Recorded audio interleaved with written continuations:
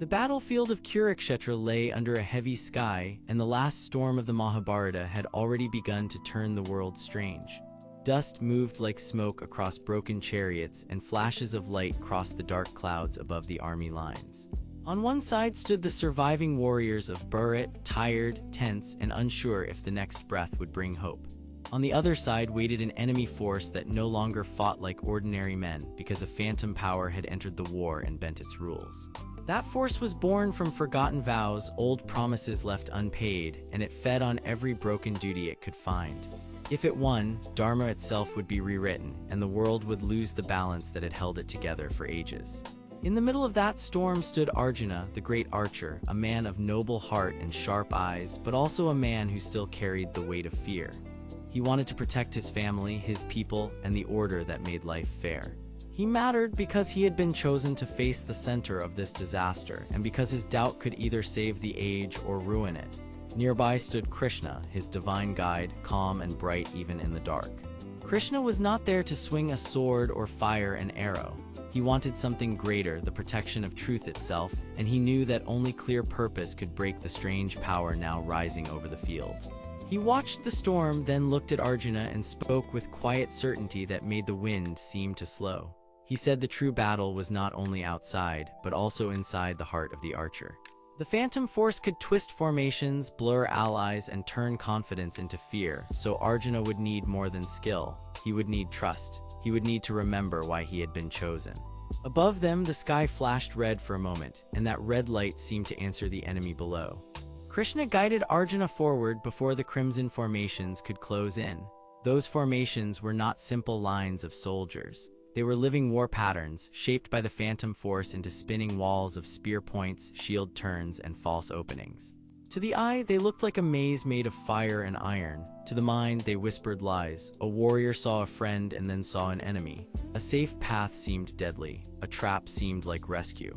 Arjuna tightened his grip on his bow, and his horse trembled as the chariot rushed toward the shifting front. Krishna stood beside him, reading the battlefield as if it were a map written in light. He told Arjuna where to turn, when to wait, and when to strike because the enemy was using confusion as its strongest weapon. The first clash came hard, and the sound of it rolled across the plain. Arjuna fired clean, bright arrows that cut through the red mist and shattered the outer ring of the formation. For a brief moment, hope rose among the warriors of Bharat. Men who had been frozen by fear lifted their weapons again. A few named commanders, including brave Vikram, loyal Alina, and stern General Dawson, saw Arjuna moving through the storm and began to gather their own scattered troops. Each of them had a reason to fight. Vikram wanted to defend the honor of his fallen house. Alina wanted to keep the river road open so supplies could reach the wounded camps. Dawson wanted to restore unity before panic swallowed the entire left flank. They all mattered because their strength could spread hope, but they had been divided by old arguments and fresh fear. Then the phantom force answered. Its crimson lines split apart and rejoined in a deeper pattern, and from the center came a voice that sounded like many voices at once. It did not shout for conquest, it spoke of justice, but in a broken way. It said the vows of the past had been ignored, that the proud had taken too much, and that only by breaking the old Dharma could the world be made fair. That was its motive, and it made terrible sense in a twisted way. The phantom force had once been born from noble promises left unfinished, and now it believed that all order was a lie if it could not be enforced by pain. Arjuna heard that voice and felt doubt move through him like cold water. What if the old laws were already too weak? What if his duty had come too late? For one dangerous heartbeat, his aim wavered. Krishna saw the hesitation at once, and he did not answer with anger. He answered with truth. He told Arjuna that a broken vow does not create justice, and that power without mercy only makes a new wound.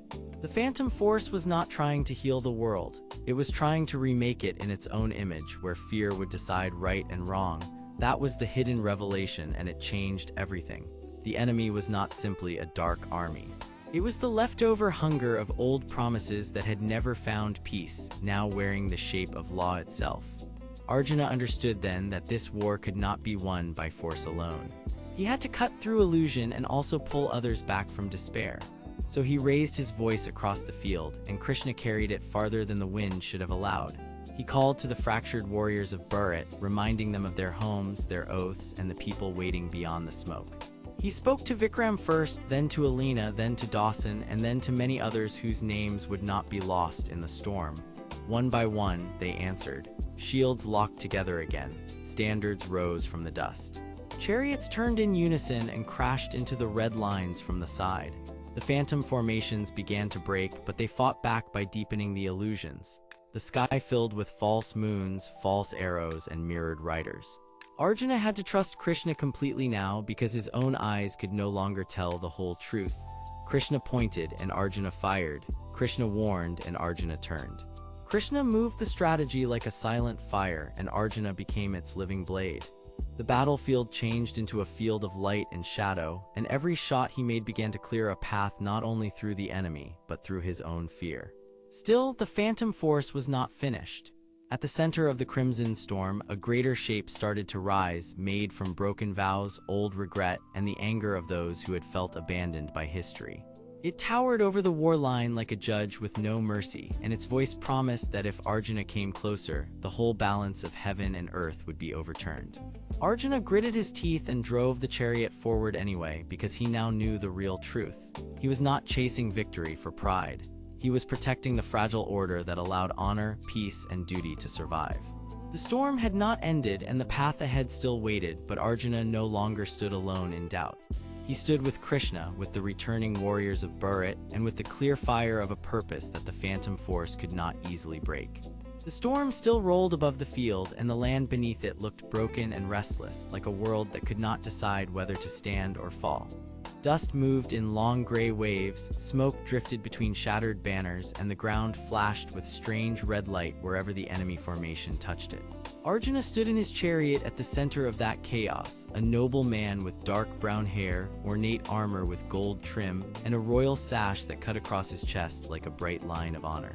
Beside him stood Krishna, a divine man with deep black hair, blue and gold robes, and a calm face that never lost its peace, even when the battlefield shook around him. Behind them, the returning warriors of Bharat gathered in small groups, led by Vikram, a brave man with short black hair, cracked bronze armor, and a red battle cloak, while Alina, a serious woman with long brown hair, fitted war armor, and a dark blue sash, held the supply road with sharp eyes. Farther back, General Dawson, a stern man with gray hair and layered iron armor, tried to keep the lines from breaking. They all knew the same truth now. If the Phantom Force won, then trust itself would collapse, and every promise that held their world together would be thrown into doubt. The enemy did not come with one face or one voice, because the Phantom Force of forgotten vows had no fixed body at all. It drifted through the air as red mist, broken vow symbols, and layered shadow light, and it spoke through many voices at once, always changing, always twisting what people believed. It did not want land for land alone, and it did not want power for power alone. It wanted something more dangerous. It wanted every soldier to forget why honor mattered, so fear would become the only law left standing. The Crimson War formation moved around it like a living machine, with glowing crimson soldiers, rotating shields, spear walls, and false paths that bent the eye and misled the mind. The formation was built to trap confidence. It made one road look safe, then closed it. It made one ally look lost, then turned him into a false threat. It made the battlefield itself feel like a lie. Arjuna knew this now, and that truth hurt more than any wound, because he could see how the Phantom Force fed on confusion. It had grown from old broken promises, from leaders who had lied, from warriors who had turned away from duty, and from every moment when people had chosen pride over honesty. Krishna raised one hand, and his soft celestial light spread across the front of the chariot like a quiet shield. He did not shout.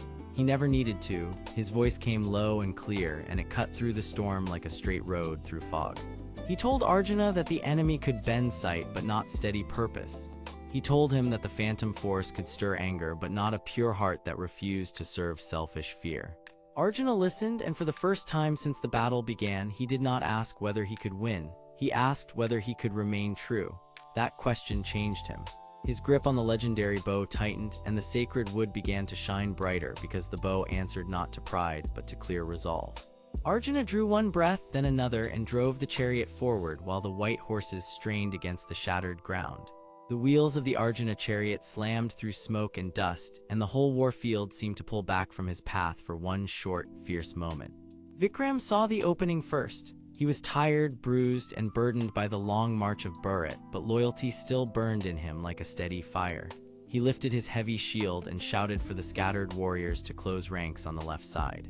His voice was rough, but it carried, and the returning soldiers followed because they knew he would not ask for a step he would not take himself. Elena moved at once on the supply road where enemy illusions had tried to cut off the wagons. She was calm in the way disciplined people often are, and her long brown hair flew behind her as she signaled the guards to form a double line. She protected the food, the water, the spare arrows, and the healing cloth, because she understood that armies do not survive on courage alone. They survive on order. General Dawson, watching from a raised ridge, saw the enemy pattern shift toward the center. His weathered face hardened, and he gave the next command with the force of a man who had spent his life holding lines together under pressure. He ordered the right wing to hold, the middle to advance slowly, and no one to chase the red illusions no matter how real they looked. The plan worked for a few heartbeats, and that was enough to keep the battlefield from collapsing into panic. Then the phantom force of forgotten vows changed its voice. It sounded, for one cruel moment, like a friend calling from behind a wall. It whispered to Arjuna that duty was only another chain, that peace was only a pause before betrayal, and that a great warrior should seize glory before someone else stole it away. The words struck hard because they were built from old fears, and they carried the shape of things Arjuna had once wondered himself. The field seemed to tilt. The red mist thickened. False Arjunas appeared in the mirrored lines of the Crimson War formation, each one riding toward a different doom. Some of them pointed toward the center. Some of them rushed toward the supply road.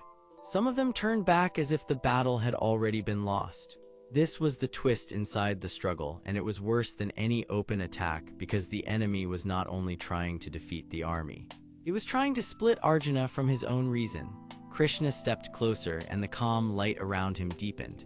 He told Arjuna that the phantom force could only grow where promises were already broken, and that the cure was not anger. It was clarity. Arjuna understood then that the battlefield was also a test of memory. He had to remember not what he feared, but what he protected. So Arjuna changed his aim. He did not shoot at the loudest threat. He did not chase the biggest illusion. He looked past the red fog and found the hidden anchor of the formation, a tower of shifting light where the illusion lines crossed and fed one another. If that anchor broke, the maze would lose its shape. But the anchor was guarded by the strongest shield wall in the Crimson War formation, and every step toward it meant pushing deeper into the enemy lie. Arjuna lifted the legendary bow, and the glowing string sang under his fingers. One arrow flew, then another, not with wild rage, but with clean intent. The first shattered a shield line. The second opened a path for Vikram, who charged forward with the battered warriors of Bharat and forced the enemy flank to retreat. Elena held the road, even as false riders swept toward her, and her steady commands kept the supply line alive. General Dawson pushed the center forward by inches, using every opening Arjuna created, and the whole force began to move as one body again. Yet the phantom force did not vanish.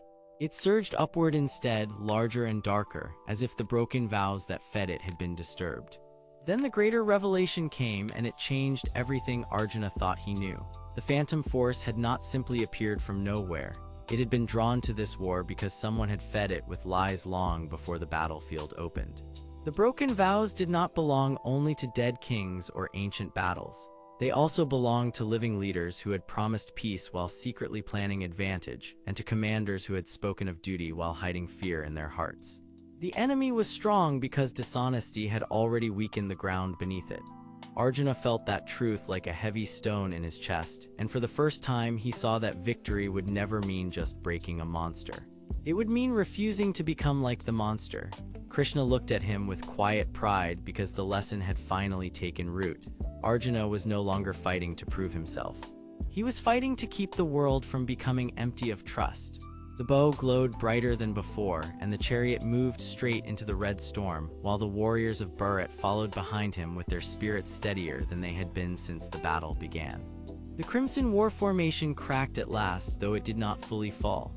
Its mirrored paths broke apart, its false riders scattered, and the illusion lines shook as if the ground under them had turned to water. The phantom force of forgotten vows was driven back for the moment, but not destroyed, and its many voices faded into a low, angry hiss that promised return. General Dawson ordered a hold on the new line, and his men planted their feet in the ruined earth.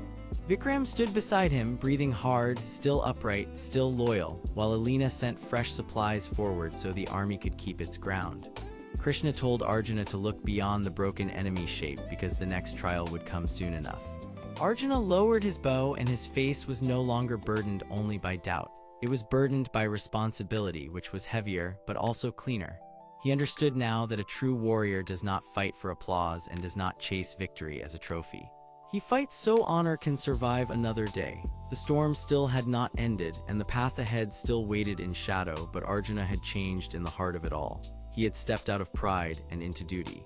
He stood with Krishna, with the returning warriors of Bharat, and with a purpose that the phantom force could not easily break. Yet as the wind shifted across the field, a new red glow rose far beyond the broken line, and everyone felt that the next threat was already waking. The storm still rolled over the fields like a living thing, and the ruined earth glowed with wet red light from burning armor and broken banners. Arjuna stood in his chariot beneath that hard sky, his dark brown hair whipped by the wind, his gold-trimmed armor bright against the gray rain. Beside him stood Krishna, calm and steady, his deep black hair unmoved by the storm, his blue and gold robes shining with a soft celestial light. Behind them, Vikram, Alina, and General Dawson gathered the surviving warriors of Bharat, and every one of them could feel the same truth in their chest. The last clash had not ended the war, it had only opened the next gate of danger. The phantom force of forgotten vows still drifted somewhere ahead in red mist and broken symbols, and now a new red glow rose farther down the broken line, calling something older and meaner awake. If that force reached the heart of the field, it would trap the army inside endless false paths, split their trust, and turn honor into a weak memory. Vikram was the first to speak because he had learned that fear grows fast when no one names it. He was a brave man with short black hair, cracked bronze armor, and a red battle cloak that clung to his shoulders like a worn flag. His shield was heavy, his arms were tired, but his eyes still stayed loyal. He looked toward Arjuna and then toward the red glow, and he said the enemy was not only trying to win the field, but trying to make every soldier doubt the person beside him. That was the true danger of the phantom force of forgotten vows. It did not strike with blades alone. It used old promises, half-heard voices, and fake paths that looked safe until the ground vanished under them. General Dawson, a stern man with gray hair, layered command armor, and a high collar soaked dark by rain, understood that danger at once. He had the sharp face of a leader who had spent many nights holding broken lines together. He told the others that the supply road would be the first target, because an army without food, medicine, and clean water could not keep standing. Alina, a serious woman with long brown hair, fitted war armor with silver edges, and a dark blue sash, had already been guarding that road. She moved with disciplined focus, and her sharp eyes watched every shadow along the edge of the field. She wanted the supplies safe, but more than that, she wanted the people on both sides of the road to survive this night. Each of them mattered because each one held a piece of the whole battle that Arjuna could not carry alone. Krishna raised one hand, and the wind around the chariot quieted as if it had been told to listen. He did not speak loudly, because he never needed to. His calm voice cut through the storm and made the meaning clear. He said the phantom force of forgotten vows fed on shame, broken promises, and selfish pride. The more a warrior fought only for glory, the easier it was for the force to twist that warrior into a useful tool. That was why Arjuna had changed in the heart of the first battle. He had stepped out of pride and into duty, and that change was now his strongest shield. Arjuna looked at the legendary bow in his hands, a finely crafted sacred weapon with polished wood, gold inlay, and a glowing string that grew brighter whenever his purpose stayed pure. He had once wanted victory to prove his worth, but now he wanted something far larger. He wanted honor to survive another day so the people behind him could still believe in courage. Krishna told him that the bow would answer to that clear resolve, and only to that resolve. Then he pointed toward the red glow and revealed the second truth. The glow was not random, and it was not just another wall of enemy fire. It was the heart of the Crimson War formation, a vast battle pattern made of glowing crimson soldiers, rotating shields, spear walls, and shifting illusion lines. That formation was meant to turn the battlefield into a maze where every path folded back into another lie. The army moved at once because waiting would give the enemy more time to grow. Arjuna drove his chariot forward, the dark wood body and gold wheel rims flashing through smoke and rain, while the white horses pushed through mud with divine force. The chariot cut across the fields like a blade of light. Vikram followed on foot with the returning warriors of Bharat, each man and woman carrying a tired but stubborn hope. General Dawson split the soldiers into two groups, one to protect the main line and one to guard the supply road with Alina. He knew that the enemy would try to pull them apart, so he refused to let one side go blind while the other side was attacked. Alina took her position near a narrow path lined with broken stones and soaked grass. She signaled her scouts to stay low and watch the edges, because illusion attacks often came from the place that looked safest. Soon the Crimson War formation rose through the rain, and it was far worse than anyone expected. Rows of crimson soldiers appeared in perfect order, their shields spinning, their spear walls shifting, and their mirrored lines breaking into false copies of the field. A path that looked open would suddenly close, a wall that looked far away would suddenly be close. A clear lane would split into three fake lanes, each one leading to a trap. The battlefield became a moving puzzle, and the enemy wanted the army lost inside it. Then the phantom force of forgotten vows spoke from the red mist above the field, and its many voices sounded like old soldiers who had once sworn loyalty and then forgotten why they fought. It called Arjuna by name, and it tried to shame him for changing. It said he had abandoned pride because he had grown afraid. It said duty was only a mask for weakness. But Krishna stood beside Arjuna like a steady flame, and he answered with one simple truth. Real strength does not need applause. Real strength serves what is right, even when no one is watching. That answer changed the field. Arjuna drew one deep breath, lifted his eyes, and stopped trying to read the enemy with anger. He began to read it with patience. The legendary bow brightened, and the gold inlay seemed to catch the storm light from every angle. He saw that the Crimson War formation was built from repeated false signals, and each false signal depended on the army reacting too fast. If they charged in panic, they would scatter. If they waited in fear, they would be surrounded. So Arjuna chose a third path. He fired one clean arrow not at a soldier, but at the ground where three illusion lines crossed. The arrow struck with a flash of gold light, and the false lines broke apart for a moment. That short opening revealed something hidden beneath the red glow.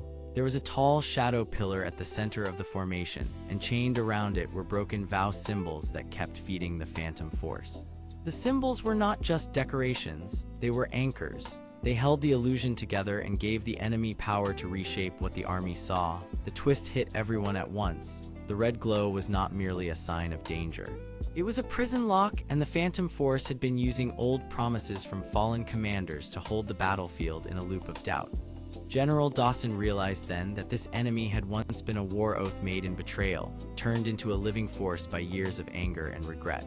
It wanted more than victory. It wanted every loyal soldier to become as empty and broken as the vows that fed it. That was why it kept whispering about shame. If it could make honor feel foolish, then no army would stand together for long. Arjuna felt that truth like a weight and a gift at the same time. He was still burdened, but now he was no longer burdened alone. He called to Vikram and told him to hold the center line. He called to Alina and told her to protect the road and guide the runners through the safe gaps. He called to General Dawson and told him to keep the army steady, no matter how many false images rose around them. Then Krishna moved with quiet grace to the side of the chariot and placed two fingers near the bowstring, not to guide the shot, but to remind Arjuna of his purpose. The next arrow was not for glory, it was for truth.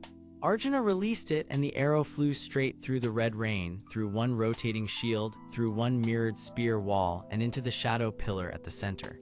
The impact sent a wave of light across the field, and for one brief moment, the phantom force of forgotten vows lost control of its voices. The crimson soldiers staggered, the false paths flickered, and the maze of war cracked open.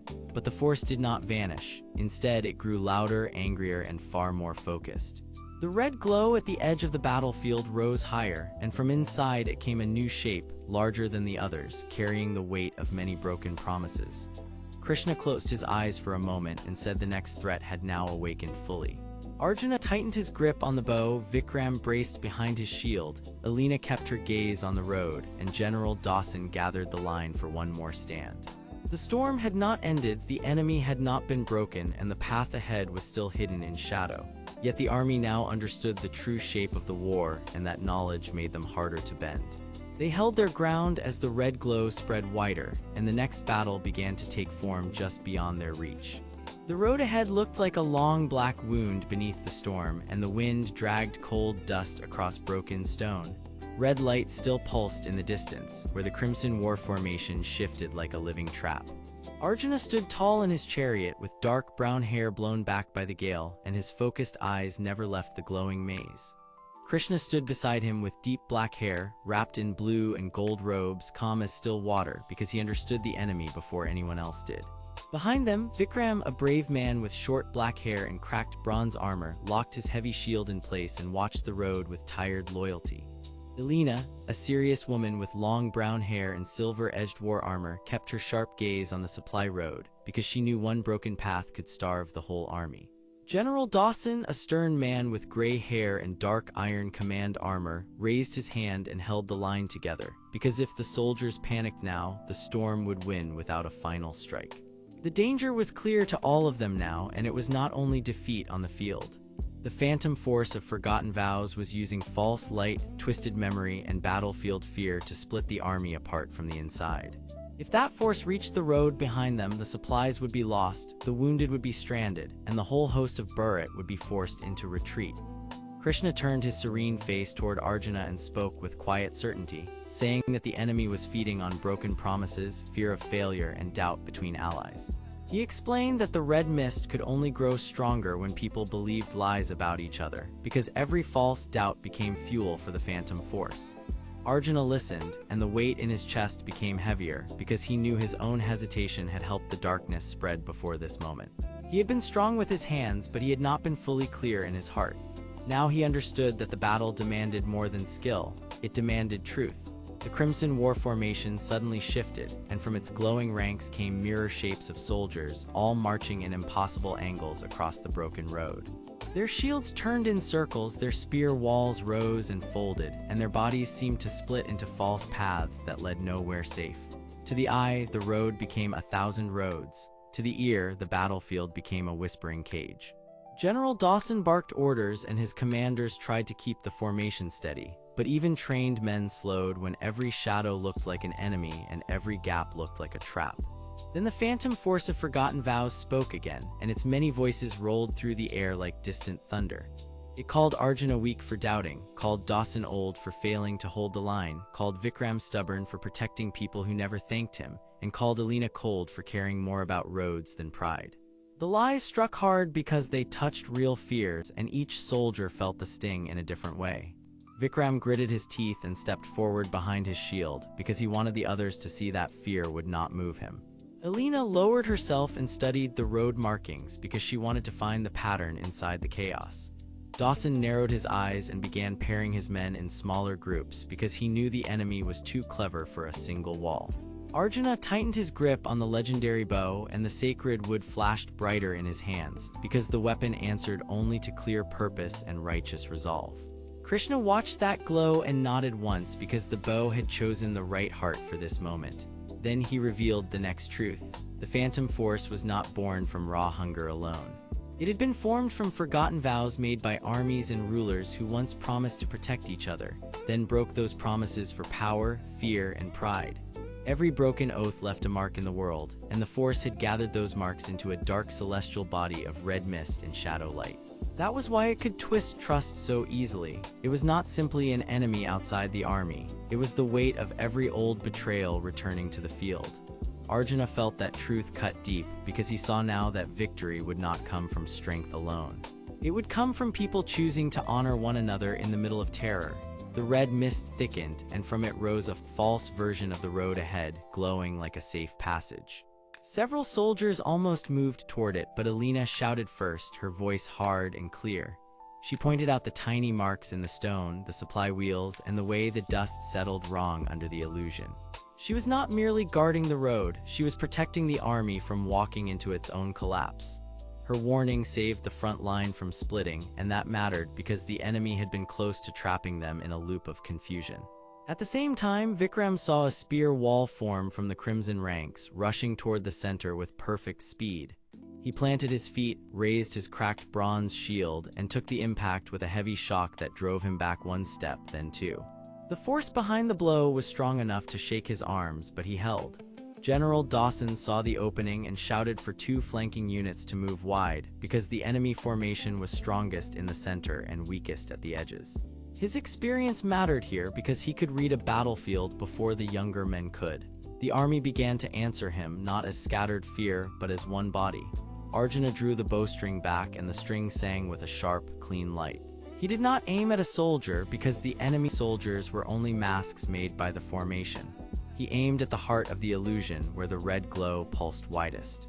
Krishna lifted one hand and a soft celestial light spread from his palm to the wheels of the chariot, making it surge forward through smoke and broken dust.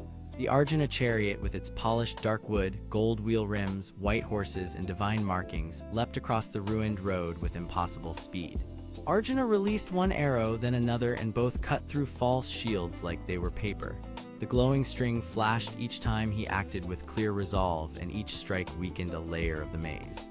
For a brief moment, the road opened. Then the biggest revelation of all came from the center of the red mist. A figure formed there, not fully solid, but shaped like a commander who had once worn honor and then abandoned it. Krishna named the truth at once. He said the phantom force had once been bound by vows made to protect the innocent during a long-forgotten war, but those vows had been shattered by greed and fear. The enemy had not forgotten. It had gathered the broken promises and learned to turn them against everyone still alive to remember them. That was why it could speak with the voices of old friends, lost leaders, and half-remembered regrets. It was trying to make the army break its own trust before the steel ever met steel. Arjuna stared into the red mist and realized something painful but necessary. His own silence had almost helped the enemy. He had carried his doubt alone, believing a noble man should never show weakness, but Krishna had guided him to a wiser truth. Leadership was not hiding fear. Leadership was facing fear with others so others could stand with you. That change settled into him like a new blade of light. He raised his voice and called to the army, not with pride, but with honesty. He told them the enemy was built from broken promises, and he told them that they would answer it with restored trust. He said no one would stand alone on this road tonight. The soldiers heard him, and their fear began to change shape. Dawson answered with a sharp command, Alina confirmed the safest path, and Vikram gave a low, steady nod that spoke louder than any speech. Together they moved in a tighter line, protecting the wounded carts and the supply wagons behind them. The phantom force screamed in many voices, trying one last wave of false images, but the army no longer looked away from each other. They watched the same road, they trusted the same signals, they held the same truth. Arjuna loosed a final arrow into the bright center of the crimson maze, and the bow blazed with a fierce gold light that tore open the illusion for several heartbeats. The crimson war formation staggered, its mirrored soldiers faltering as if the ground itself had refused to obey them. The red glow did not vanish, but it cracked, and through the crack the real road showed again, narrow and dangerous, yet open.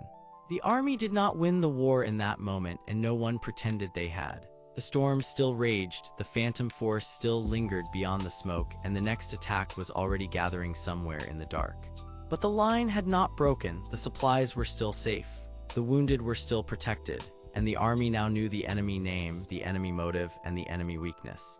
As the chariot rolled forward through the thinning haze, Arjuna felt the bow grow warm in his hands, not because the battle was over, but because his heart was finally steady. Krishna looked ahead with quiet peace because he knew this was only one step in a much larger war.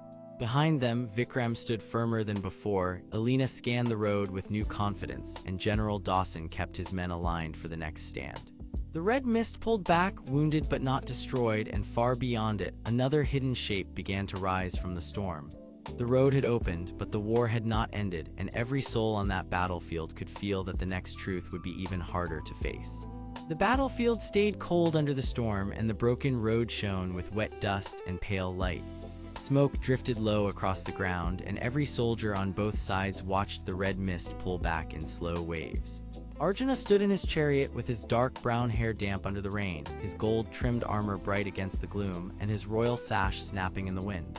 Beside him, Krishna stood calm in blue and gold robes, his deep black hair still and neat, his face peaceful, and his gaze sharp as if he already knew the next danger. Behind them, Vikram tightened his grip on his shield. Alina scanned the road with a hard, careful look, and General Dawson kept his men in a straight line because all of them understood the same truth now. The road was open, but the real war was still waiting ahead. The red mist had been wounded, yet it had not been beaten, and that made it more dangerous than before. It floated back across the field in thick curls, and inside it the shapes of crimson soldiers began to change again. Their shields turned in circles, their spear walls shifted, and the whole crimson war formation started to move like a living trap. This was not a normal army. It was a battle pattern built to confuse the eye, split the line, and make brave people walk into the wrong place. The force behind it was the phantom force of forgotten vows, a dark celestial presence made of mist, shadow light, and broken vow symbols. It fed on promises that had been made and then twisted, and it grew stronger whenever fear made people doubt what was true. That was why the battlefield mattered so much. If the phantom force broke the trust of Arjuna and his allies, it could bend the whole road, trap the army, and turn victory into another failure. Krishna had warned Arjuna of this danger from the start because the enemy did not only want land, it wanted the meaning of duty itself. Arjuna felt that pressure in his chest as the chariot rolled forward over the shattered road. His legendary bow glowed softly in his hands, and the light from its polished wood and gold inlay grew brighter whenever his mind stayed clear. He did not draw it yet, he watched. He studied the moving crimson shields, the false openings, and the mirrored attacks that seemed to appear from nowhere. He had won many battles before, but this one demanded more than force. It demanded patience, truth, and the courage to choose the right path when every path looked wrong. Krishna looked at him and spoke in a low, steady voice, telling him that confusion was the true weapon of the enemy, and that the answer would come only when Arjuna stopped chasing every movement and trusted what was real. Arjuna listened, but he still felt the weight of the larger war. He knew the soldiers behind him were counting on him, and he knew every delay could cost the road they had just opened. Vikram saw the same danger from the rear line. He was a brave man with short black hair, cracked bronze armor, and a red battle cloak that had been torn and patched too many times to count. His broad shoulders carried not just his shield, but the memory of every friend he had failed to protect in earlier clashes. He had once moved with frustration and pride, but now he stood with a steadier heart. Elena, a serious woman with long brown hair, fitted war armor, and silver edges along her dark blue sash, moved beside the supply wagons and watched every gap in the road. She cared about order, survival, and the lives of the people behind the line, and that made her one of the most important fighters there. General Dawson, a stern man with gray hair and layered command armor, stood with the posture of someone who had spent his whole life holding weak lines together. He had no magic, no glowing bow, and no divine voice in his ear. What he had was discipline, and he knew discipline could save lives when strength alone was not enough. Together, they kept the rear from breaking while Arjuna moved ahead, and the balance between them gave the army a chance to breathe. Then the storm above the field changed. The clouds twisted into a dark spiral, and the red mist in the distance split open like a curtain. From inside that wound in the air, a larger shape began to rise, and every soldier felt the pressure of it in silence. It was not a man, and it was not a beast. It was a towering form made of layered mist, broken symbols, and shadow light, and its many voices drifted across the battlefield like whispers from a forgotten temple. The phantom force of forgotten vows had gathered enough strength to reveal a deeper core, and that core carried the truth of why the enemy was here at all. The vows of old war leaders had once been broken in this land, and that betrayal had left a stain that could be fed again and again. The phantom force wanted Arjuna to relive the same failure, because if he chose fear, he would repeat the same old collapse that had cursed this road before. Krishna finally spoke the hidden truth aloud. The enemy was not simply attacking the army. It was testing whether Arjuna would trust duty even when the whole battlefield lied to him. That revelation struck Arjuna harder than any spear wall. He had thought the fight was about pushing through the red mist, but now he saw that the real battle was about the meaning of his own resolve. The larger shape in the storm was not just rising, it was listening. It wanted his hesitation. It wanted his anger. It wanted the old pain inside him to become a crack it could widen. Arjuna lowered his head for one brief moment, then raised it again with a steadier breath. He remembered the soldiers behind him, the road ahead, and the calm voice of Krishna beside him. He also remembered why his bow answered only when his heart was clear. So he turned the bow toward the moving crimson maze and took aim at the false center of the formation, not the nearest threat, but the one controlling all the others.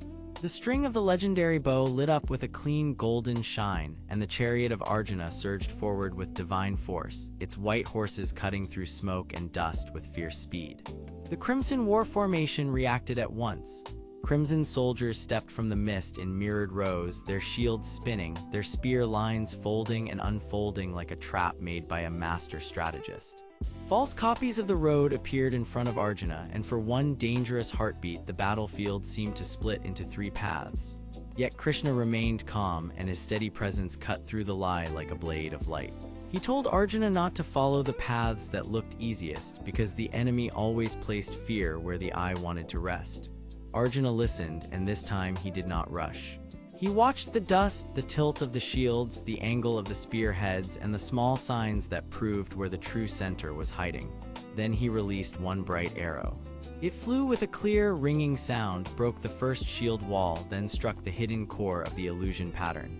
The crimson maze shuddered, staggered, and parts of it collapsed into harmless mist. The enemy did not fall completely, but its control over the field weakened, and the army of Bharat found a path forward where there had only been confusion before. Behind the front line, Vikram let out one hard breath and lifted his shield higher, because the path Arjuna had opened still needed to be held. Alina quickly sent the supply carts through the new gap, her sharp eyes moving from one flank to another, and General Dawson ordered his men to close ranks before the enemy could reform. Their work mattered just as much as the shining strike from the chariot, because victories on a battlefield were never carried by one person alone. They were built by trust, timing, and people who refused to run when the ground shook. The phantom force of forgotten vows pulled back a little, but its many voices did not vanish. Instead, they sank lower into the storm, and the bigger shape above them began to gather new light. Arjuna saw that the enemy was adapting, learning from every move and becoming more dangerous with every second. He felt both the burden and the honor of that truth. Krishna turned his calm face toward Arjuna, and for the first time there was a hint of concern in his eyes. He said that the battle in front of them was only the outer wall, and that the hidden shape in the storm was tied to a promise older than this war itself. He did not explain everything yet, because some truths had to be revealed at the right time, but he made one thing clear. If Arjuna wanted to break the phantom force, he would need more than skill. He would need to understand the vow that had been broken, and he would need to face the part of himself that still feared losing the people he protected. Arjuna did not answer right away. He looked back once at Vikram, Alina, and General Dawson, and he saw how far each of them had come. They were still tired, still strained, and still standing. That sight changed him. He no longer thought only like a lone warrior carrying a sacred bow. He began to think like a leader whose strength came from the lives around him. The storm deepened as the chariot rolled on, and the road ahead disappeared into a wall of rain and red shadow. The enemy had not been destroyed, and the next step would demand even more courage than the last. Still, the army did not break. Vikram kept his shield up, Alina guided the supply line, and General Dawson held his formation like stone against the wind. Arjuna stood taller than before, not because he felt less fear, but because he finally understood that fear did not have to decide his actions. Krishna watched him with quiet approval, knowing the young warrior had taken the first real step toward a greater truth. Far ahead, the hidden shape in the storm rose higher, and the battlefield seemed to hold its breath. The road had opened, the war had deepened, and the next truth was coming fast, whether any of them were ready or not. In the silence between thunderclaps, Arjuna lifted his bow once more, and the whole field waited for what he would choose next. The battlefield stretched under a black sky, where thunder rolled like drums from a far valley and wet wind pressed hard against broken banners and bent steel. Smoke drifted low over the muddy ground, and every shape seemed to move a little too late, as if the storm itself was trying to hide the truth. Arjuna stood in his chariot with his dark brown hair pushed back by the wind, his ornate armor catching sharp flashes of lightning, while Krishna stood beside him in blue and gold robes, calm as still water in the middle of a flood. Around them, the war had become more than a clash of armies, because the real danger now was confusion, and confusion could break a soldier faster than any weapon. Ahead of them, the Crimson War formation kept turning, its glowing crimson soldiers shifting shields, spear walls, and false lanes across the field, while the phantom force of forgotten vows spread red mist through the gaps, whispering broken promises into every ear. If Arjuna lost his purpose now, the road to victory would vanish, the supply line would collapse, and the fractured armies of Bharat would be trapped inside a maze built from fear.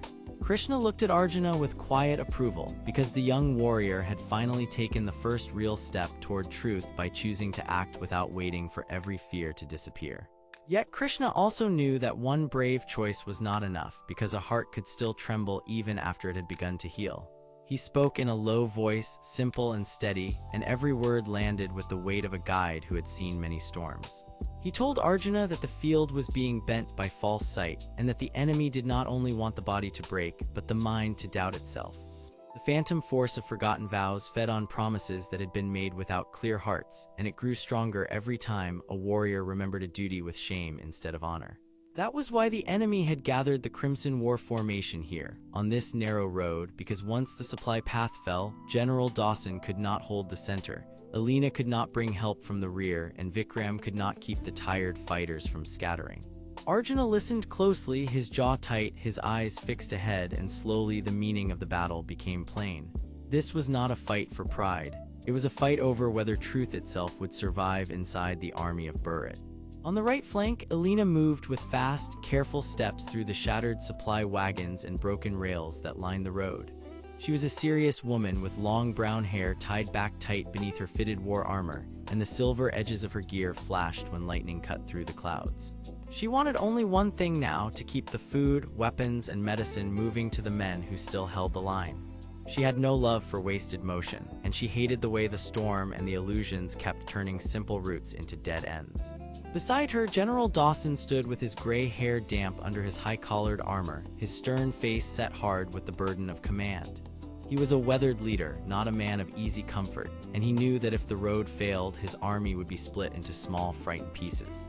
Dawson did not fear battle itself. He feared disorder because he had seen armies collapse when no one could tell which path was real. Farther down the line, Vikram planted his heavy shield in the mud and leaned against it for a breath, his short black hair plastered to his forehead and his cracked bronze armor showing every hard mile of the war. He was brave, loyal, and worn down by too many long days, but he refused to leave his brothers behind. He kept watch over the fractured soldiers of Bharat because they looked to him when their own courage ran thin. When the Crimson War formation rotated again, several false spear walls surged toward them at once, and for one terrible moment, the road seemed to split into 5 impossible directions. Then the phantom force of forgotten vows spoke, and its voice came from every shadow at once. It was not a person with a single face, but a dark celestial presence made of red mist, broken vow symbols, and layered shadow light that drifted above the field like a wound in the sky. It did not want gold or land, and it did not serve a simple king. Its motive was colder than that. It grew from promises that had been broken in fear, and it fed on every warrior who had once sworn loyalty without understanding the cost. The force wanted the armies to turn on themselves because every failed promise made its shape stronger and every moment of doubt widened its reach. This was why it bent battlefield truth through illusion, making allies look like strangers and safe roads look like traps. A wave of red haze swept across the mud, and in that haze Arjuna saw images of old vows, old faces, and old mistakes pressing against his mind. For a heartbeat, he understood how the enemy worked, and that understanding itself was a blade against the illusion. He lifted his legendary bow, the sacred wood shining with gold inlay, and the glowing string brightened when his face settled into clear purpose. The weapon was not reacting to anger, it was responding to truth. Arjuna drew one breath, then another, and the whole battlefield seemed to narrow around him. He could see the Crimson War formation more clearly now, not as chaos, but as a pattern meant to herd fear into a corner. He could see the false lines and mirrored attacks, and he could also see the weak point hidden inside them, where every moving shield had to turn at once to keep the illusion alive. Krishna had not solved the battle for him.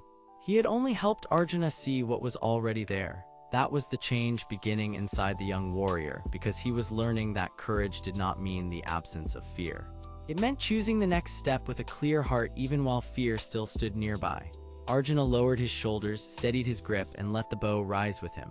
The storm above cracked open with a deep blast of light, and the white horses of the Arjuna chariot surged forward with divine markings glowing along their flanks.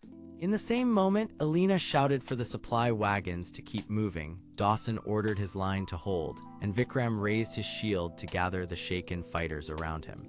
Their voices did not break the storm, but they gave shape to it, and shape was the first enemy of confusion. The battlefield answered by tightening, as if the hidden force had sensed that its spell was starting to fail. And then the revelation came, not as a loud shock, but as a clear and painful truth. The phantom force of forgotten vows had not appeared here by accident. It had been drawn to Arjuna himself because the deepest promise tied to this war was one he had not yet fully understood. Long before this stormy hour, Arjuna had carried the weight of duty without knowing how to place it inside his own heart. He had fought for honor, for family, and for the order of his world, but he had still carried a private fear that he might choose wrongly and fail everyone who trusted him. The phantom force had sensed that crack and had fed on it, hoping to turn his noble doubt into a full collapse. Krishna saw the pattern at once, and he did not hide it. He told Arjuna that the enemy was trying to use his unanswered questions against him, because a promise without understanding could become a chain. That was the hidden meaning of the fight. Arjuna had to decide not only what to do, but why he would do it. In that instant, his burden changed shape. It was no longer a weight crushing him from outside. It became a task he could carry with open eyes. He looked toward the distant storm shape rising higher over the field, and for the first time he did not see only danger. He saw a trial that could make him whole. Arjuna set the tip of his bow toward the nearest seam in the crimson war formation, and the sacred string began to glow like a line of steady dawn in the middle of night.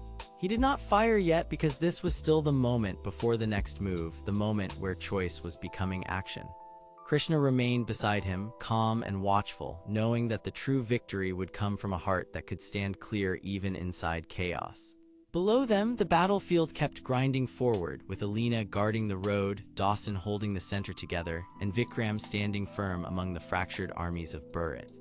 The red mist curled and hissed, the false spear walls shifted again, and the hidden shape in the storm rose higher, watching them all. Arjuna felt fear, but he did not let it rule him.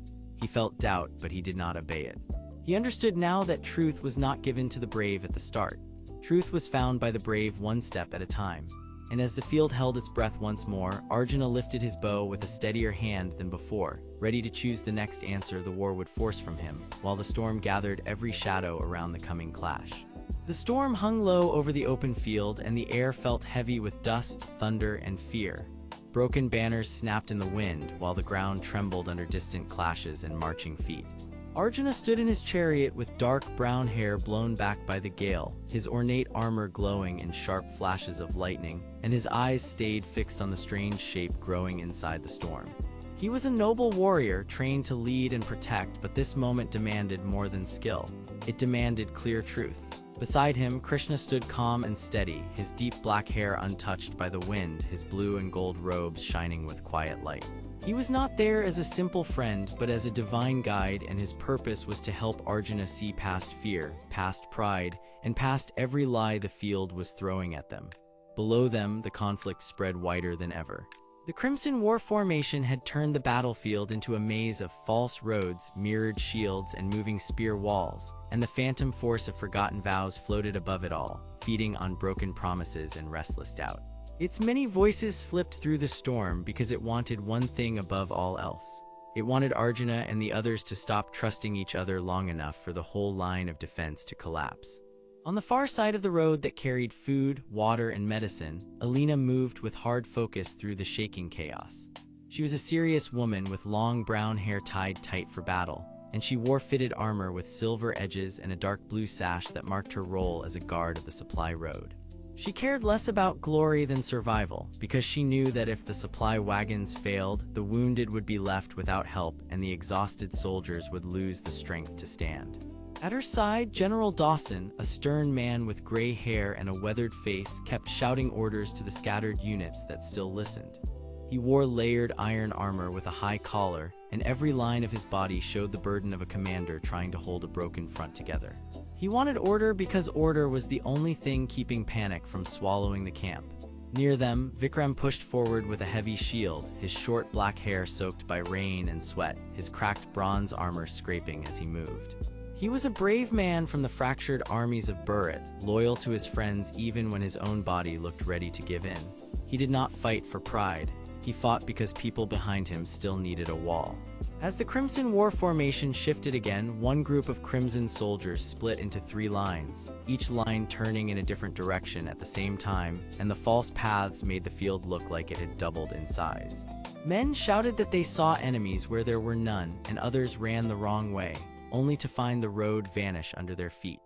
The phantom force of forgotten vows used those moments with cold skill, whispering with many voices about past failures, old betrayals, and promises that had never been kept. It knew that guilt could break a warrior faster than any blade.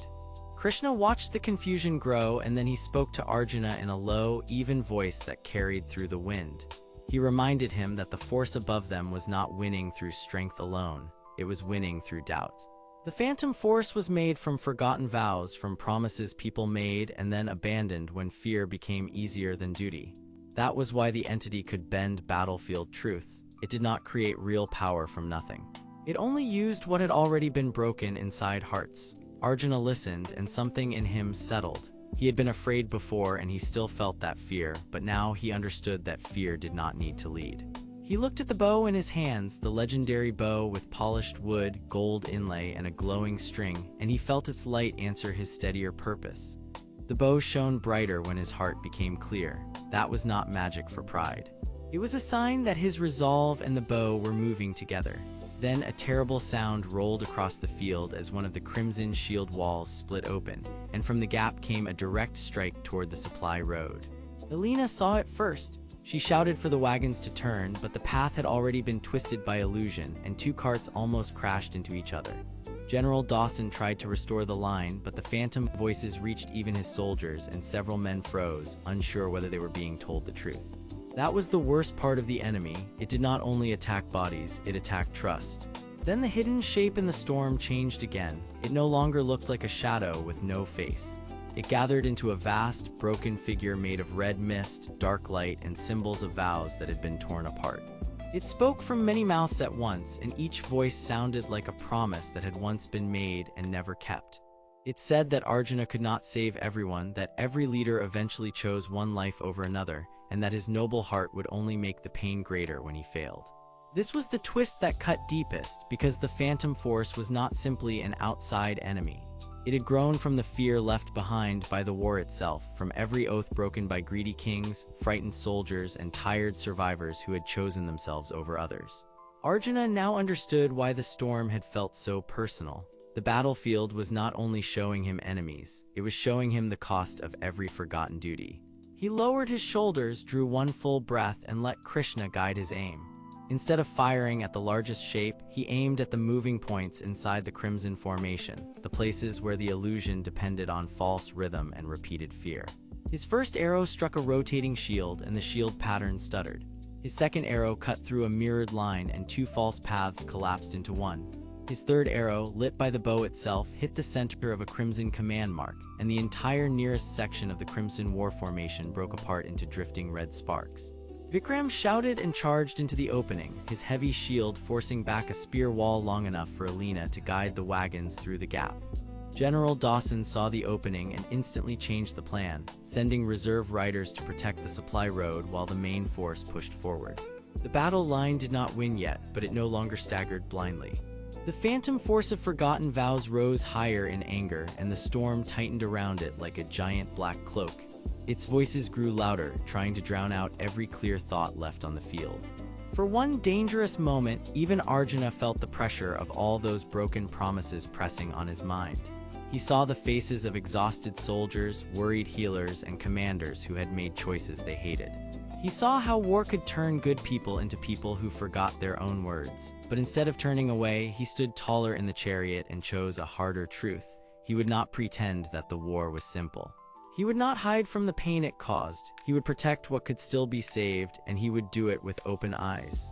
Krishna gave him a small, calm nod, and that simple motion steadied him more than any shout could have done. Around them, the white horses of the chariot surged forward through smoke and dust, carrying Arjuna toward the next opening in the battlefield. Behind him, Vikram held the new line with stubborn strength. Elena kept the supply road alive for one more stretch. General Dawson gathered his scattered troops and forced them back into shape, And above them all, the phantom force did not fall, but it did recoil, because it had finally met a warrior who would not let doubt make the final choice. The storm still raged, the enemy still moved, and the hidden shape still watched from the dark sky. Yet now the field had changed. Arjuna had stepped beyond fear without leaving fear behind, and that made him stronger in a way the enemy had not expected. The war was not over, and the next answer still waited in the thunder, but the brave man in the chariot had begun to see what the truth demanded. He would have to keep choosing it, one clear step at a time, even as the night grew darker around him. The storm still battered the battlefield, and the night still pressed down like a heavy hand, but the ground below had changed in a dangerous way. The Crimson War formation kept turning across the mud and smoke, and its glowing ranks made false roads where no road existed. Men on both sides were trapped in shifting lines, while the phantom force of forgotten vows watched from high above, hidden in red mist and broken symbols. It fed on confusion, and it wanted every brave heart to split apart under doubt. That was why Arjuna mattered so much now, because he alone had begun to see that the enemy was not only trying to break his army, it was trying to break the meaning of trust itself. In the center of the chaos stood Arjuna, a noble man with dark brown hair, ornate armor with gold trim, and a royal sash that snapped hard in the wind. Beside him stood Krishna, a divine man with deep black hair, blue and gold robes, and a calm face that never lost its steady light. Their chariot, dark wood and gold rims flashing under lightning, cut through the storm with white horses pulling forward as if they knew the path before anyone else did. Arjuna gripped his legendary bow, and the bow answered his clear resolve with a brighter glow, as if it could feel his mind becoming sharper than fear. Krishna looked toward the moving crimson walls below and spoke in a low, even voice. He told Arjuna that the phantom could only twist those who let their own promises crack. He said the battle was exposing every hidden weakness, every selfish thought, and every vow made without true strength. Arjuna listened, because now he understood that this war was not just a clash of armies. It was a test of the heart, and the price of failure would be more than lost ground. If the armies of Bharat scattered now, the enemy would turn their fear into a chain, and the chain would spread from soldier to soldier until no one could stand together again. That was the real danger, and Arjuna felt it fully as the thunder rolled overhead. Below them, General Dawson struggled to hold the western ridge together. He was a stern man with gray hair, layered command armor, and the worn posture of a leader who had spent too many hours refusing to give in. His face was hard with focus, but his eyes kept checking the supply road, because he knew that if the road failed, the entire rear line would collapse. Beside the wagons and broken spears stood Alina, a serious woman with long brown hair, fitted war armor with silver edges, and a dark blue sash that marked her as one of the most disciplined guards on the field. She led her small group with careful steps, guarding the supply road with calm eyes and a tight grip on her weapon. She did not rush, because she knew that panic would only feed the storm. She wanted to keep the supplies moving, because the soldiers near the front were nearly out of water, arrows, and spare shields. On the left flank, Vikram pushed forward with cracked bronze armor, a red battle cloak, and a heavy shield that looked almost too large for one man to carry. He was a brave man with short black hair and a tired but loyal face, and he kept moving because he had promised to protect the fractured armies of Bharat even when his own arms burned with strain. He saw illusion after illusion break across the mud, and each false line tried to pull him away from the real fight. Still, he held his ground because he trusted Arjuna and Krishna to find the one path that mattered. General Dawson shouted orders toward the ridge, but the wind stole half of them. Alina signaled for her guards to tighten the supply line, and Vikram planted his shield in the mud to block a sudden sweep of crimson spears that came from nowhere.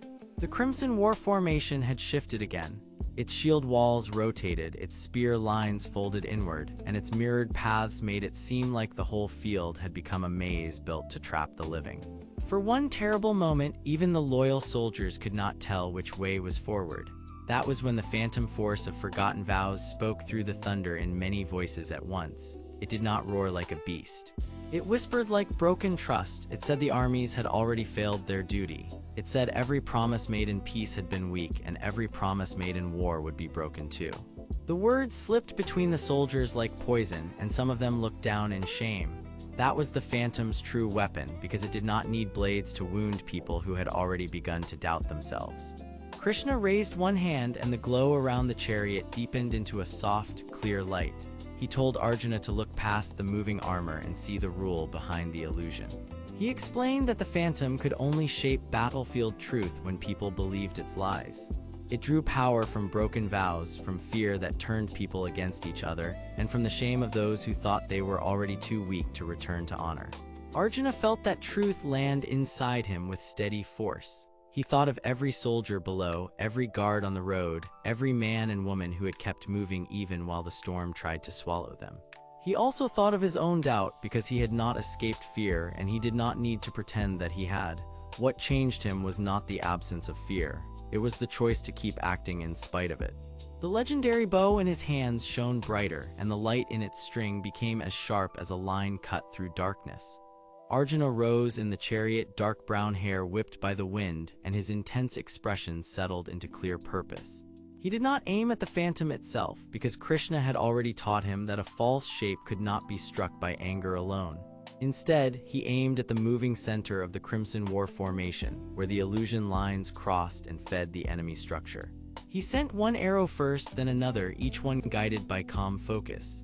The arrows did not simply strike armor, they split the pattern. A crimson shield line tilted, a spear wall broke apart, a mirror path collapsed into mud and sparks.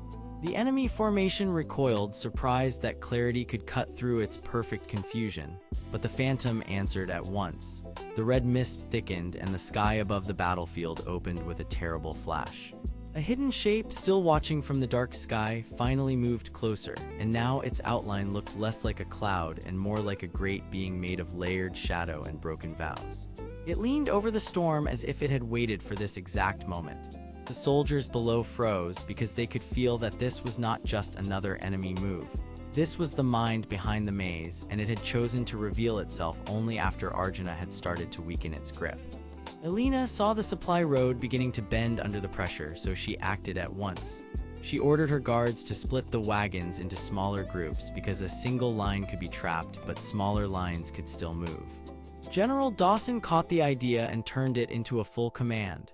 He sent messengers to the rear, told the shield ranks to open narrow lanes, and forced the fractured armies to stop thinking like separate pieces. Vikram understood the order before anyone explained it, and he moved with heavy steps toward a gap in the crimson wall, using his shield to protect a cluster of retreating archers. He was exhausted, but his loyalty made him stronger than his pain. The battlefield changed in small pieces, and those small pieces mattered. Arjuna watched it all from the chariot, and for the first time that night, he realized that the enemy had made one serious mistake. It had tried to isolate every person and make them doubt their place, but the defenders were beginning to reconnect. Each clean order, each trusted step, and each honest move weakened the phantom a little more. Krishna noticed Arjuna seeing this, and he smiled with quiet approval. He told Arjuna that truth was not only a feeling in one man. Truth could spread like light across many hands when one person chose it first. That was the lesson the storm had hidden until now. Arjuna bowed his head for a brief second, not in defeat, but in acceptance. He understood that his role was not to win alone. His role was to keep choosing the true path so others could see it and follow. Then he lifted his bow again and pointed toward the dark sky. The hidden shape answered with a wave of red mist that poured down across the field, and at the same time the Crimson War formation began to rebuild itself around the broken gap. The enemy was adapting and the next attack would come fast, yet Arjuna did not flinch. He held the bow steady, his face set with new resolve, while Krishna stood beside him like a pillar of stillness in the storm. Below them, Elena kept the supply road alive, General Dawson held the ridge together, and Vikram drove the enemy back one step at a time. The battle had not ended, but it had changed forever because now the truth had a clear voice and the dark sky had finally noticed it. The ridge stood under a black sky and the whole battlefield felt tense and cold. Smoke drifted across broken stone while far below, the supply road flashed with torchlight and moving shadows. Arjuna stood in his chariot with his dark brown hair blown back by the wind, his ornate armor shining with gold trim and dust. Krishna stood beside him in blue and gold robes, calm as ever, his deep black hair still and neat, his gaze fixed on the enemy lines. Around them, the war had become a living trap because the Crimson War formation kept shifting, and the phantom force of forgotten vows was using it to hide true danger behind false paths. If that enemy kept adapting, the ridge would break, the supply road would fail, and every ally below would be cut off from support. That was the danger, and everyone on the field felt it at once. General Dawson was the first to see the change on the left side of the ridge. He was a stern man with gray hair and a weathered face, and he had spent his life reading battle movement before it became disaster. His dark iron armor was scratched, his high collar was bent, and his jaw stayed tight as he watched crimson shields rotate in new patterns. He raised one hand and his voice cut through the noise with steady command. He told his fighters that the enemy was no longer charging in simple waves, because now it was weaving false openings and then striking from the side. Dawson cared about the ridge because it was the gate that protected the rest of the army, and if it fell, the battle would spread into the valley. He ordered his men to hold position, even as the illusion lines seemed to split the ground into more false routes. Below the ridge, Alina kept the supply road alive with sharp focus and disciplined speed. She was a serious woman with long brown hair, fitted war armor with silver edges, and a dark blue sash that moved with each hard step. She wanted one thing more than anything else, and that was to keep the food, arrows, and medicine reaching the fighters above. Without her, the whole defense would slowly weaken, so her task mattered more than most soldiers understood. She watched the road, listened for panic, and moved squads of guards like pieces on a board. When the Crimson Illusion line tried to fold over the road, she drove her group forward and kept the wagons moving. Her face never softened because she knew that one missed convoy could cost the army its chance to recover. Vikram fought near the broken slope where the enemy pressure was strongest. He was a brave man with short black hair, broad shoulders, cracked bronze armor, and a red battle cloak that was torn at the hem. He carried a heavy shield from the fractured armies of Bharat, and he had the tired face of someone who had already carried too much for too long. Yet he stayed loyal because he believed that every small step back by the enemy mattered. He did not try to look heroic. He just pushed forward, blocked one crimson strike after another, and forced the front line to retreat a little more each time. The phantom force of forgotten vows whispered around him in many voices, trying to turn his fear into hesitation, but Vikram gritted his teeth and refused to listen. Then the sky changed again. A deeper pulse rolled across the field, and the red mist gathered high above the formation like a wound in the air. The phantom force of forgotten vows showed itself more clearly, not as a body, but as a shifting presence made of broken vow symbols, layered shadow light, and many voices speaking at once. It did not want land, and it did not want glory. It wanted silence, because silence kept old lies buried where they could feed its power. The enemy had learned something important. Every time Arjuna acted with clear purpose, the legendary bow grew brighter, and every time the truth spread across the field, the illusion weakened. So the phantom force changed tactics. It stopped attacking the strong wall first, and instead began to pull the battlefield apart with false images, hoping confusion would starve the truth before Arjuna could use it. Krishna understood this at once. He told Arjuna that the enemy was not merely fighting their bodies, but fighting the meaning of their stand. Arjuna tightened his grip on the legendary bow, and the sacred weapon answered with a brighter glow along its polished wood and gold inlay. The glow came from his resolve, not from anger. Krishna had already taught him that force without clarity would only help the enemy. So Arjuna looked not at the nearest wave, but beyond it, toward the center of the red mist where the false patterns overlapped. He finally understood the shape of the trap. The Crimson War formation was being guided by the phantom force through broken promises made long ago by warriors who had chosen fear over honor. That was the hidden reason the enemy could keep rebuilding. It was feeding on old vows that had never been faced, and every lie on the battlefield gave it another thread to use. This was the twist that changed Arjuna at his core. He had thought he was only fighting soldiers and magic, but now he saw that the real battle was against the fear that had been left unspoken. Krishna stood beside him like a pillar of stillness, and his voice remained soft, but every word landed with perfect weight. He told Arjuna that a broken vow could only be broken again if no one named it. He explained that truth did not need to shout to be strong. It only needed to be clear, steady, and seen by the right hearts. Arjuna listened, and for the first time in the entire war, he did not feel burdened by the truth. He felt guided by it. He lifted the legendary bow, and its glow stretched across the chariot in a line of gold light. The Arjuna chariot, with its polished dark wood, gold wheel rims, white horses, and divine markings, surged forward through smoke and dust. The The motion was fast, smooth, and exact, as if the whole vehicle had become part of Arjuna's will. The enemy formations shifted to block him, but the chariot slid between illusion lines before they could close. Krishna pointed toward a thin gap in the enemy maze, and Arjuna saw the source of the false voices hidden within the red mist. At the same time, Alina spotted the danger below. The enemy had sent a mirrored strike toward the supply road, hoping to cut off the wagons while Arjuna was distracted. She raised her hand, shouted sharp orders, and moved her guards into a tighter shape. Her long brown hair whipped across her face, but she never lost her focus. She knew the road had become the second front of the battle, and she fought to keep fear from spreading through the drivers. General Dawson saw her move and answered with a hard counterorder from the ridge. He sent a reserve line to cover the lower slope, even though it weakened his own position. That choice mattered because it showed that the commanders were no longer reacting alone. They were acting together, and the battlefield was starting to feel that unity. Vikram saw Arjuna move through the gap, and that sight gave him fresh strength. He raised his shield, shoved back the nearest crimson line, and opened a narrow path for a wounded runner carrying supplies. He had been fighting for a while now, and his tired face was lined with strain, but loyalty held him upright. He wanted the army to survive long enough to see truth win, because he knew what happened when people stopped trusting each other. The Phantom Force tried one more trick and filled the air with false versions of Arjuna, each one moving in a different direction. For a moment, the field shook with confusion, but Arjuna did not look at the false images. He listened to Krishna, felt the steady pull of the legendary bow, and focused on the true center of the lie. Then he released one clean shot. The arrow of light cut through the red mist, struck the hidden core of the illusion, and made the phantom shape recoil across the sky. The battlefield did not end, and no one on the ridge pretended that it had.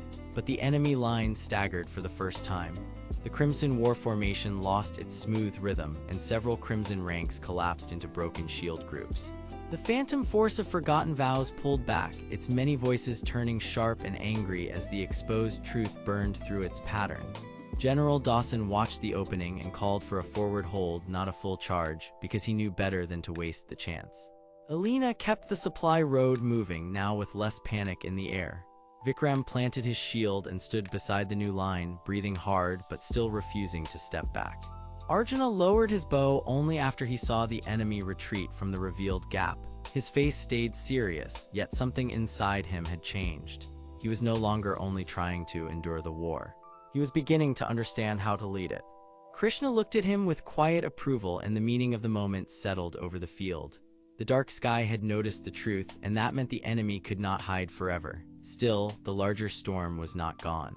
The Phantom Force remained active, and the broken vow symbols continued to drift through the upper air like red ash. Somewhere deeper in the battlefield, the source of that power still waited, and it had now tasted Arjuna's resolve. As the chariot rolled forward to the edge of the next ridge, Arjuna held the bow in both hands and looked ahead without fear. He had learned that strength was not enough on its own, and that clarity could strike harder than panic. Below him, his allies kept moving, and above him, the black sky kept watching. The war had changed forever, but it was only just beginning to reveal its true shape. The ridge was cold, and the black sky pressed down like a heavy lid over the battlefield. Smoke drifted through broken stone, and red flashes still moved far below like scattered embers in a storm. Arjuna stood tall in his chariot, with dark brown hair stirred by the wind, his ornate armor shining with gold trim, while Krishna stood beside him in blue and gold robes, calm and steady, like the only clear thing in the world. Below them, the armies of Bharat moved through dust and fear, and the central problem was now plain to all who could see it. The enemy was not only fighting with blades and shields. It was bending the battlefield with lies, and if that false power spread any further, friends would strike friends, roads would vanish, and the whole army would lose its way. Krishna did not raise his voice because he did not need to. He looked ahead with quiet eyes and spoke with clear truth, telling Arjuna that the enemy had a name and a reason. The force ahead was the Phantom Force of Forgotten Vows, a dark celestial presence made of red mist, broken vow symbols, and layered shadow light. It was born from promises that were made and then abandoned, from trust that was broken, and from fear that had grown inside old shame. It did not want simple victory. It wanted the world to forget honor, because once honor was forgotten, every promise would feel empty, and every army would tear itself apart from doubt. Arjuna listened, and his grip on the legendary bow tightened, not with panic, but with purpose. He now understood why the bow shone brighter when his mind was clear. The weapon was not fed by anger alone. It answered the truth in his heart, and that truth was becoming his greatest strength. The chariot rolled off the ridge and burst into the lower field, where the Crimson War formation waited like a living trap. Glowing crimson soldiers turned in wide circles, their spear walls slid apart, and their mirrored shields showed false images of roads that did not exist. One path seemed open, then closed. One gap seemed safe, then filled with illusion. The whole battlefield looked like a maze built by a patient mind that wanted no one to escape. In the front lines, Vikram fought with a heavy shield and a tired but loyal face, his short black hair damp with sweat, his cracked bronze armor battered from long strain, and his red battle cloak torn by wind and ash. He was a brave man who did not fight for glory. He fought because his friends needed time, and because he had promised to stand between the enemy and the weak. Near the supply road, Alina moved with sharp focus, her long brown hair tied back beneath fitted war armor with silver edges and a dark blue sash. She was serious, quick, and exact, and she held the supply route because she knew that a battle without supplies would collapse from the inside. At the rear command rise, General Dawson, a stern man with gray hair and a weathered face, tried to keep the Allies together. His layered armor with dark iron plating made him look like an old wall that refused to fall, and he mattered because his orders still gave shape to the chaos. All of them could feel the same truth now. If the formation could not be broken, the army would be trapped in a war of confusion that no courage alone could survive. Vikram saw the first wave of crimson soldiers shift toward him, and he planted his shield with both hands. The enemy did not charge like a normal army. It moved like a machine built from fear, sliding in perfect patterns, then splitting apart to create openings that were not real. He swung his weapon through one line, forced another back, and shouted for the nearby soldiers to stay in groups and trust what they could touch. That was his gift. He did not see every path, but he knew how to hold a line when others began to break. Alina, meanwhile, reached a ruined supply wagon and found 3 frightened riders staring at a false road that had appeared from the red mist. The road looked bright and safe, but she saw the illusion in its edges because the stones repeated in impossible ways. She cut through the confusion with plain words, telling them to follow the marked trail only and to ignore anything that shimmered like a dream. General Dawson watched both fronts and saw the true danger. The battlefield was not only divided by steel, it was being divided by belief. Every time one group trusted the false image, another group lost contact, and the Allies became easier to isolate. He ordered signal runners to use flags, drums, and lanterns all at once, because the enemy illusion could not steal every sense at once. His plan was simple, but it gave the soldiers a way to remember what was real. Then the phantom force of forgotten vows rose above the formation, and the air itself seemed to bend around it. Red mist gathered into a high, shifting shape with many voices, each voice speaking a different broken promise. One voice blamed the weak, one voice mocked the proud, one voice whispered that every noble vow eventually fails. The sound was cruel because it was familiar. It used the shame of past failures as fuel, and that made it dangerous. Arjuna felt the pressure of it in his chest because he knew the truth of regret. He had seen moments when strength failed to save all it wanted to save, and he had carried the weight of that memory through many dark hours. For a brief moment, the phantom tried to reach into that wound and make it grow. The crimson fog wrapped around the chariot wheels, and false images rushed across the field, showing allies falling away from each other, showing roads splitting, showing the army consumed by its own doubt. But Krishna placed one hand near Arjuna, not touching, only guiding, and said that the enemy could twist memories, but it could not create truth. Truth had to be chosen. Truth had to be held. Arjuna closed his eyes for one breath, then opened them again with new calm, and the legendary bow lit brighter in his hands. That was when the first revelation struck clean and sharp. The phantom was not feeding only on broken vows of the past. It was feeding on every promise the army had made in fear and never spoken aloud. The soldiers had been trying to survive by hiding their doubt, but hidden doubt had given the enemy more room to spread.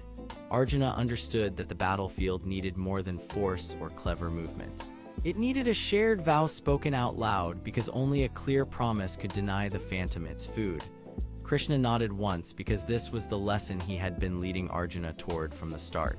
Arjuna rose in the chariot and called out across the smoke, not to a single squad, but to all who could hear him. He spoke simple words. He promised to stand for the truth of Bharat, to protect the road ahead, and to face the phantom without turning away.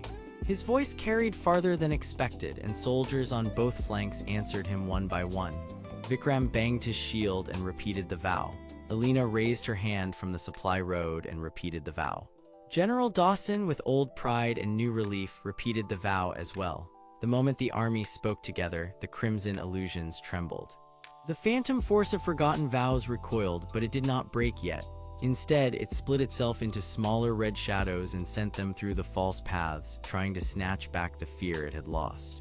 The Crimson War formation answered at once, spinning its spear walls and mirrored shields into a tighter trap. The enemy had not expected the allies to recover their voices so quickly, and now it tried to overwhelm them with speed. Arjuna saw a narrow opening at the center of the formation where the red light pulsed like a hidden heart. He knew the source was there, and he also knew that rushing in blind would only feed the trap, so he chose the harder road. He guided the chariot in a wide turn, not toward the brightest path, but toward the most honest one, the path that stayed stable even when the mist pressed against it. The white horses lunged forward through dust and sparks, the golden wheel rims flashing, and the divine markings along the chariot body burned softly in the dark. Krishna watched the battlefield with perfect calm and redirected Arjuna at every turn, reading the movement of the illusion before it formed. Together they moved like a single mind. Behind them, Vikram forced back another crimson push, Alina cleared the supply lane of trapped riders, and General Dawson used the renewed signal lines to restore order among the scattered units. At last, Arjuna reached the edge of the hidden center, and there the battlefield changed shape again. The red mist gathered into a vast ring, and inside it stood a broken stone platform covered with vow symbols that had been cracked and rejoined many times. The phantom rose above it, larger now, and its many voices grew clearer. It spoke of leaders who failed, friends who left, and promises that were too fragile to survive war. Yet Arjuna did not answer with rage. He answered with clarity. He raised the legendary bow, and the glow of the string became steady and bright, not wild. He knew now that this was not a contest of force alone. It was a contest between confusion and commitment. He drew the bow not to destroy the phantom with hatred, but to cut through the lies that fed it. The arrow of light flew straight into the ring of red mist, and the illusion cracked wide open. The Crimson War formation shuddered across the field as if its own hidden rule had been broken. Crimson soldiers staggered, mirrored shields lost their false glow, and the spear walls fell out of order. The phantom screamed through many voices at once, then pulled back into the sky, wounded but not gone. It had been driven back, but the war was not over, because the broken center it had been guarding was still active, and something deeper than the phantom still waited beneath the stone platform. Silence did not arrive all at once. First came the sound of breathing, then the sound of boots, then the low calls of soldiers trying to find one another in the smoke. The allies were not victorious yet, but they were no longer lost. Vikram leaned on his shield and looked toward Arjuna with tired respect, because he had seen the difference between power and purpose with his own eyes. Alina straightened the supply line and finally allowed herself one small breath, because the road was still open and the wounded would still be fed. General Dawson gathered his commanders and began a new set of orders, because discipline could now return where fear had ruled.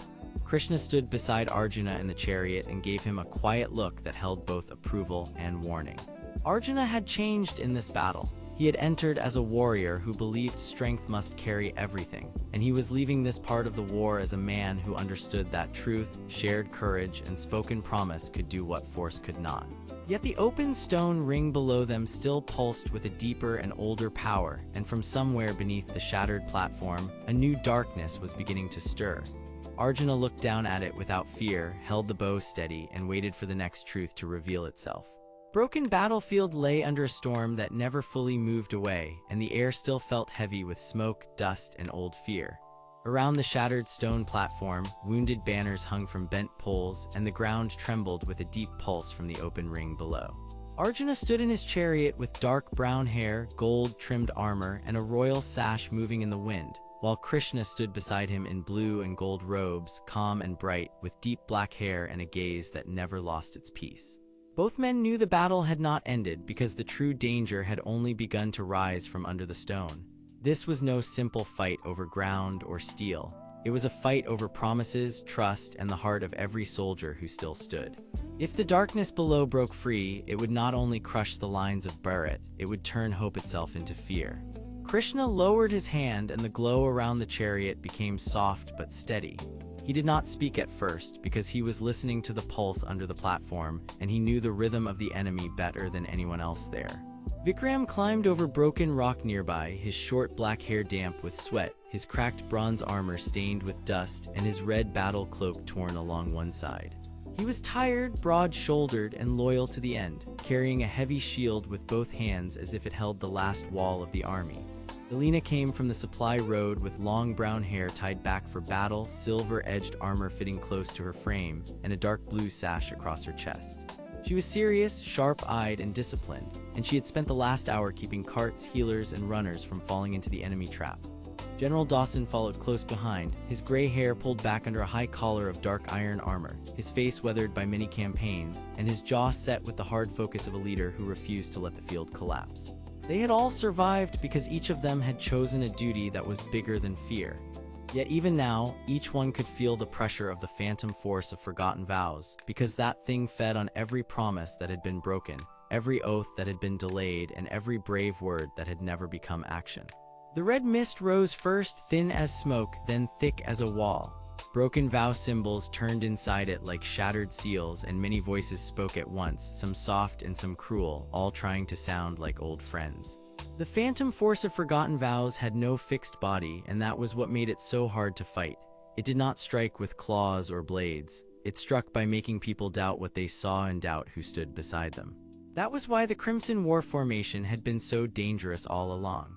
The enemy had built a battle pattern of glowing crimson soldiers, rotating shields, spear walls, and shifting illusion lines, so every path looked real until it suddenly turned false.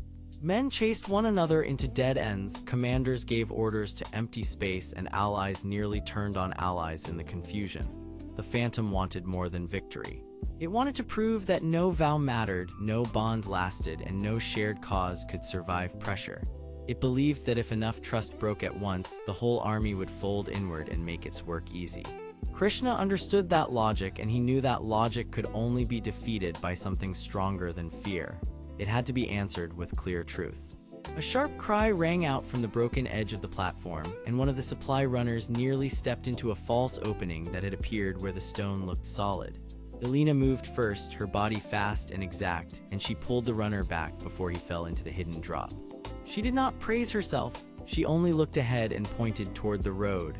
General Dawson saw the same pattern spreading across the field, and he shouted for the left flank to pull inward and stop chasing shadows. His voice was rough, but it held, and the men around him listened because they knew he spoke only when he meant every word. Vikram planted his shield in the ground and gathered 2 scattered soldiers behind it, making a small wall where panic had almost broken the line.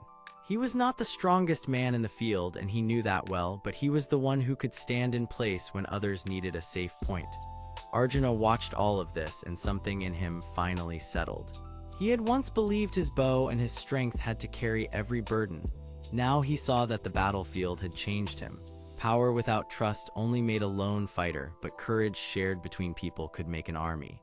That truth was now part of him, and it was the reason the legendary bow in his hands had begun to shine brighter, its polished wood and gold inlay glowing under the storm light. Then the stone ring below the shattered platform answered with a sound like a deep bell struck underwater. The ground split along an old seam, and a narrow stairway of black stone slowly emerged from the opening.